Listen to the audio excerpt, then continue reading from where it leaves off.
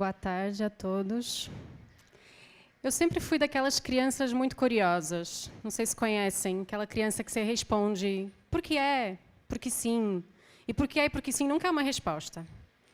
E essa criança foi crescendo, e quando ela foi crescendo, as perguntas foram ficando cada vez mais complexas. E com perguntas cada vez mais complexas, as respostas eu fui encontrando em lugares cada vez menos óbvios. Na mitologia grega, Core é filha de Deméter, a deusa da agricultura. Quando Core é raptada por Hades, ela entra no submundo e se transforma em Perséfone. Sua mãe, desolada, sentindo a sua falta, começa a deixar de produzir e torna a terra mais infértil. Zeus, preocupadíssimo que toda a humanidade estava passando fome, decide falar com Hades e fala: Hades, deixe que Perséfone volte ao mundo dos vivos para que todos possam comer. Assim se faz. E quando Perséfone volta para sua mãe, temos a primavera e o verão, em que a terra fica fértil, em que Deméter está feliz. Quando Perséfone volta para o colo de Hades, seu amado, sua mãe saudosa não produz mais, e aí temos o outono e o inverno. A minha adentrada em Perséfone, meu primeiro momento de Perséfone, eu tinha 12 anos. Eu cheguei em casa com uma cólica estranha, eu baixei a calça, eu baixei a calcinha, eu sentei e eu não acreditava no que estava acontecendo. Eu chorei muito, eu chorei de muita tristeza, eu chorei de muita dor, porque eu sabia que a partir daquele momento nunca mais eu voltaria a essa primavera eterna. Submissa, vulnerável, fecha a perna, fala baixo, fica atrás de um grande homem, uma grande mulher. Do mesmo jeito que a terra, improdutiva, escassa, precisamos colocar sementes em cima dela, precisamos mexer com as sementes que ela tem. Naquele dia eu chorei de muita tristeza. Alguns anos depois, eu me recusei a comer. Eu tive anorexia nervosa com 16 anos. E eu rejeitei qualquer alimento dentro do meu corpo, rejeitando o meu próprio corpo enquanto mulher. 90% dos casos de anorexia nervosa no mundo acontece com mulheres. Nesses dois momentos, o que eu não sabia era que o meu maior canal de conexão com o universo, com todos os seres, seria através da comida, da observação da natureza e do meu próprio corpo. Desde então, eu venho me questionando cada vez mais, e as perguntas vão ficando cada vez mais complexas. E eu fui observando a natureza e observando o meu próprio corpo e fui entendendo 7 percepções que eu gostaria de compartilhar com vocês, que é um pouco o percurso dessa procura de tentar entender, será que essa verdade que foi contada por tantas pessoas tantas vezes é uma verdade que me cabe? Submissa, escassa, frágil, infértil, atrás de um grande homem? Ou será que eu posso mudar tudo isso? Perguntando, questionando sobre que processo eram esses, eu decidi tentar entender que negócio é esse desse sangue menstrual que sai de mim? Será que é um sangue comum? E eu fui perceber que, na verdade, nós temos uma caminha no nosso útero chamada endométrio, e que quando o nosso óvulo não é fecundado, essa caminha está lá pronta para recebê-lo, cheia de nutrientes, para transformar aquela sementinha num ser. E se a gente não ovula essa sementinha, esse endométrio ele é jogado para fora, cheio de nutrientes. Então, a sementinha que não foi fertilizada dentro do nosso corpo pode ser fertilizada cá fora. Eu comecei a usar um coletor menstrual e comecei a colocar o meu sangue na terra, como faziam as minhas ancestrais, há milhares de anos atrás. E quando eu comecei a colocar o meu sangue na terra, eu entendi a fertilidade que isso tem. E aí eu entendi que não tem como pular essa etapa, que eu e natureza estamos feitas da mesma matéria, que eu sou um microcosmos do que acontece com ela, e que nós estamos, na verdade, cada vez mais desconectadas da natureza, cada vez mais desconectados dos ciclos naturais que existem dentro do nosso próprio corpo. E que é essa desconexão que faz com que queiram que a gente acredite que precisa de plantar toneladas de soja e de milho para alimentar todo o planeta, porque a Terra não é soberana. Essa desconexão que faz com que a gente busque padrões, que faz com que a gente ache que todas as abobrinhas e todas as bananas do supermercado têm de ser iguais, e que 30% do que é produzido no planeta é desperdiçado ou é perdido, grande parte porque não está dentro do padrão. E essa padronização da Terra foi uma padronização que aconteceu também com o meu corpo quando eu decidi deixar de comer. Quem me garantia que eu iria ser igual a alguém? Para que ser igual a alguém numa terra que é diversa, numa natureza que é diversa?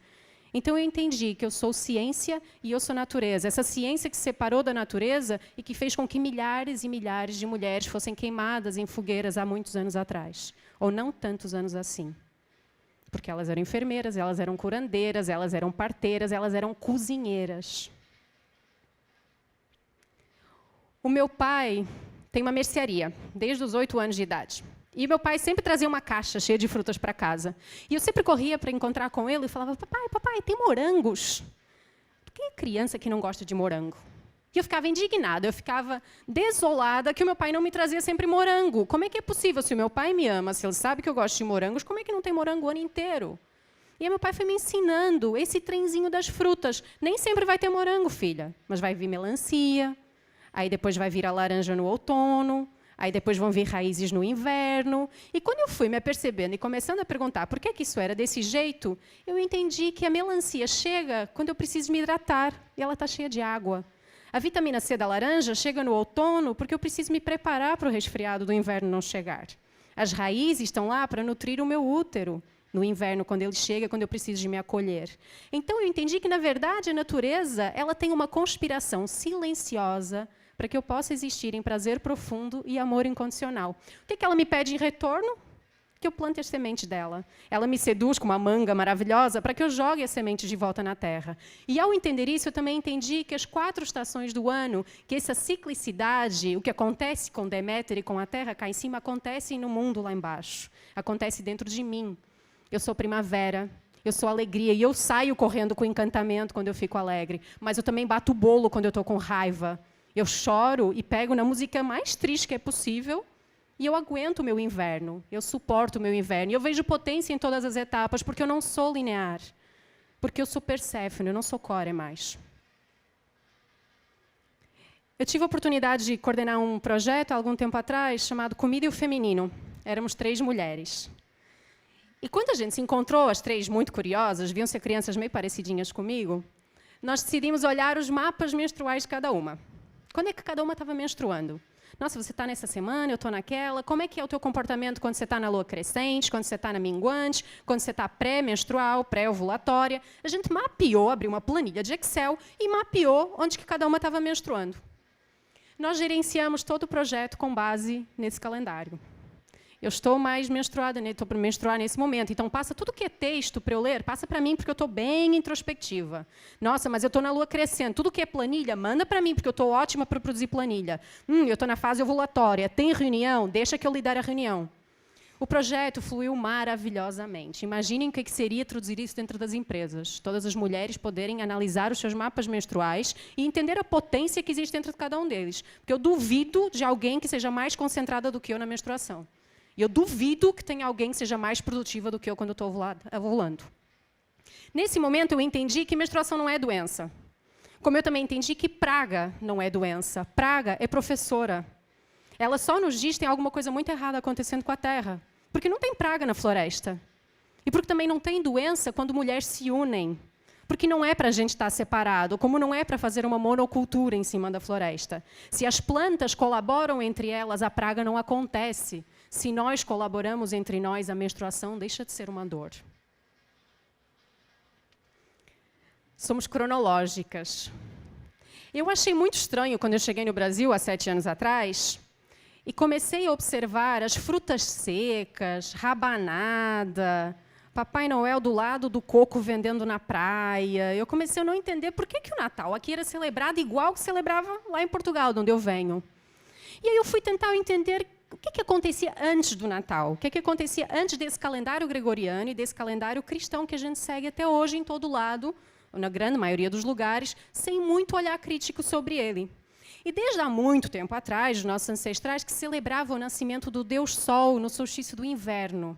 Na noite mais longa, começa a adentrar o primeiro grande raio de sol e as manhãs, os dias vão começar a crescer até chegar no pico do solstício do verão. Então, por todo o planeta, sempre existiu uma celebração do solstício do inverno como o nascimento do Rei Sol. Em várias religiões, a gente vai identificar esse período, ali entre 21 e 25 de dezembro, como o período do nascimento do grande Deus, que tem uma relação com o solstício do inverno. Só que aqui, o Natal acontece no solstício do verão. Então, a gente fica comendo coisas que não fazem muito sentido. Tem um pinheirinho que vem das florestas da Noruega e que ele era enfeitado para chamar a primavera, para atrair a primavera e a abundância da primavera. E quando eu comecei a pensar sobre isso, eu entendi, mas por que será que também a Páscoa acontece no equinócio do outono, Sim, não sei se vocês sabiam, mas a Páscoa em inglês chama Easter, e Easter provém da palavra Ostara, que é uma deusa celta que celebra toda a fertilidade no equinócio da primavera, e ela é representada com um coelho e um ovo. Então, se a gente começa a pensar, por que a Páscoa está acontecendo no equinócio do outono? Por que a gente está comendo a abóbora, que é um alimento do inverno, no equinócio da primavera, no Halloween? Então, quando eu comecei a entender isso, eu entendi qual é o tempo que eu quero seguir. É um tempo imposto numa Roma do século XV, ou é o tempo da Terra? Ou eu entender como é que está a Lua, eu entender em que período do ano eu estou.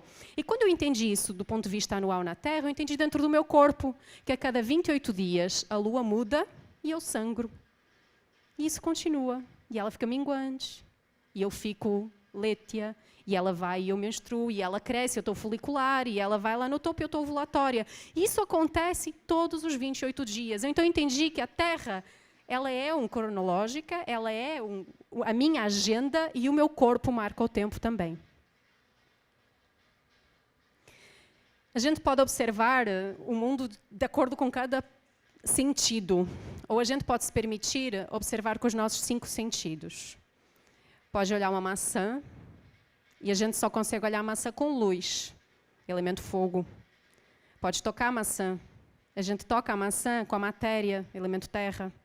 A gente cheira a maçã, a gente só consegue cheirar com ar, olfato.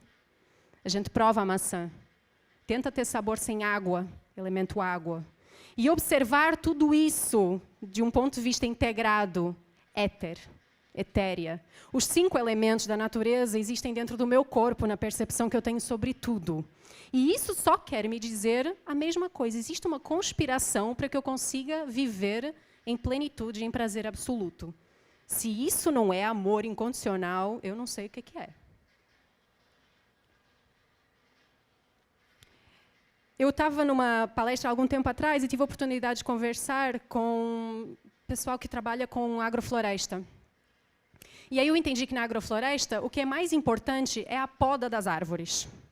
Porque a poda das árvores faz com que a árvore deixe cair aquilo que não lhe pertence mais e fortalece as raízes. Aí eu comecei a entender, o que eu estou podando? O que eu quero deixar cair? E pesquisando sobre isso, eu fui descobrir que existe uma semideusa da poda, filha da deusa da agricultura na antiga Roma. E que sempre que a poda era feita nas florestas, as mulheres se reuniam, celebravam em prazer e trocavam carícias e trocavam festejos. Os homens não eram permitidos de entrar nessa festa, a não ser que trouxessem alguma contrapartida.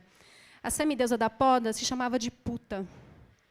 E às vezes está na hora da gente amputar aquilo que não nos cabe mais e construir a nossa própria verdade sobre a terra e sobre quem nós somos. Então sejamos poda do que não nos cabe mais para que as nossas raízes se fortaleçam. E somos tabu. Menstruação é tabu, prazer feminino é tabu. Quantos outros tabus a gente pode numerar aqui? E que seja tabu. Tabu é palavra polinésia para sagrado.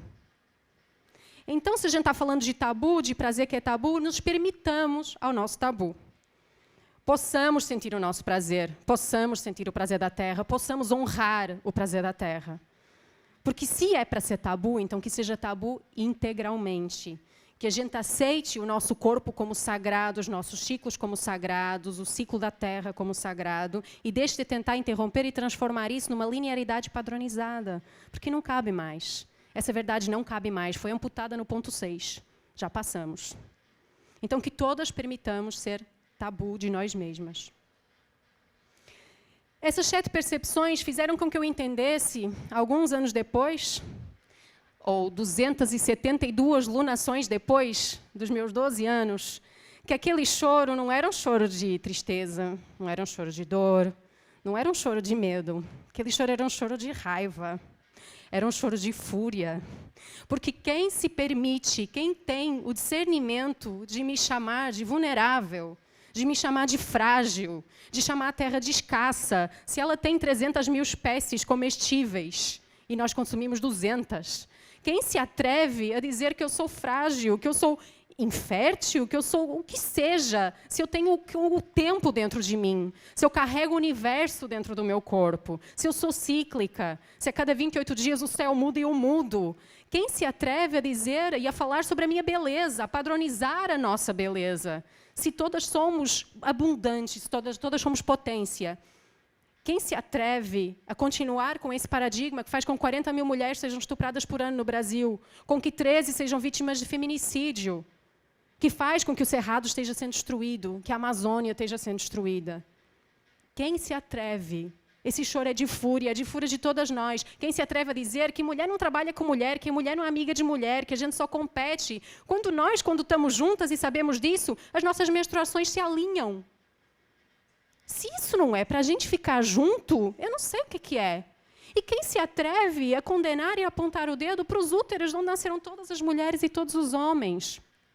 Enquanto a gente não fizer as pazes com a natureza, com os ciclos, com o nosso corpo, com o feminino que existe dentro de todos nós, essa foi a primeira divisão que aconteceu. A gente não vai conseguir ultrapassar mais nenhuma das separações. E isso também era um choro, além de ser de fúria, era um choro de esperança. Pelos filhos que eu ainda vou gerar, pelas mães, para que todas as mães no futuro não precisem de passar pelo medo que a minha mãe passava cada vez que eu queria sair com os meus amigos e ela tinha medo que acontecesse alguma coisa comigo, simplesmente porque eu sou mulher. É um grito de esperança e é um choro de esperança para que a minha afilhada com 6 anos e a irmãzinha dela com 4 anos continuem dizendo, como elas já dizem hoje, eu sei que eu sou muito forte por dentro. Mesmo que eu não consiga subir naquela árvore, Mônica, eu sou muito forte por dentro. É um grito de esperança, é um choro de esperança para que todas as meninas, para que todas as mulheres, para que todas nós saibamos que a Terra é uma mulher e o nosso útero é o universo e que a gente se sinta muito privilegiada. Tinha grande chance da gente sair sem um útero e a gente nasceu com um. Tinha grande chance da gente não poder gerar vida e a gente pode. Então que a gente se sinta muito privilegiada pelo poder que a gente tem, pela potência que a gente é, pela beleza que diz por dentro da gente. Então, esse choro é para mim, é para todas vocês, é para toda a humanidade, que a gente possa transformar essa verdade e recriar uma verdade nova para o que é o feminino e é o que é na Terra nesse mundo. Muito obrigada.